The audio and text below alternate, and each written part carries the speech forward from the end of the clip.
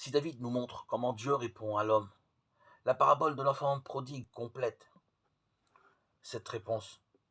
N'oublions pas qu'elle fut prononcée devant Saint Pierre et Judas.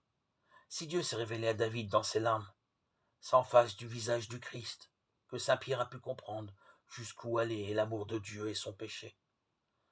Nous appelons depuis toujours cette parabole la parabole de l'enfant prodigue ou encore le fils perdu et le fils fidèle. Mais son titre n'est peut-être pas le bon puisque nous la désignons par le nom de celui qui n'est pas le personnage central. Dans certaines langues étrangères, on la nomme avec justesse la parabole du Père.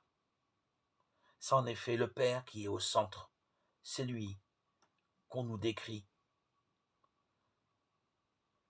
Un homme avait deux fils. Le plus jeune dit à son père, « Père, donne-moi la part de fortune qui me revient. » Le plus jeune fils, rassemblant alors tout son avoir, partit pour un pays lointain, et y dissipa tout son bien. Quand il eut tout dépensé, une grande famine survint. Il commença à ressentir la privation, et il en fut réduit et gardait les pourceaux et à manger des caroubes ou des glands. Rentrant alors en lui-même, il se dit, « Je veux partir, retourner vers mon père et lui dire, Père, j'ai péché contre le ciel et contre toi. Je ne mérite plus d'être appelé ton fils. Traite-moi comme l'un de tes journaliers. » Il partit donc et s'en retourna vers son père. L'histoire alors se retourne. Comme il était encore loin, son père l'aperçut et fut touché de compassion. Il courut se jeter à son cou et l'embrassa longuement.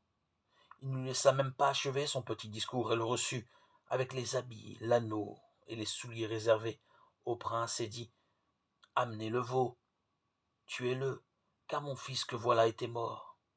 Il est revenu à la vie. » Puis, nouveau retournement. Le fils aîné, resté fidèle, rentra des champs et ne comprenant pas, se mit en colère en refusant d'entrer. Son père lui dit alors, « Si tu m'avais compris, tu te réjouirais, car ton frère qui était mort est revenu. »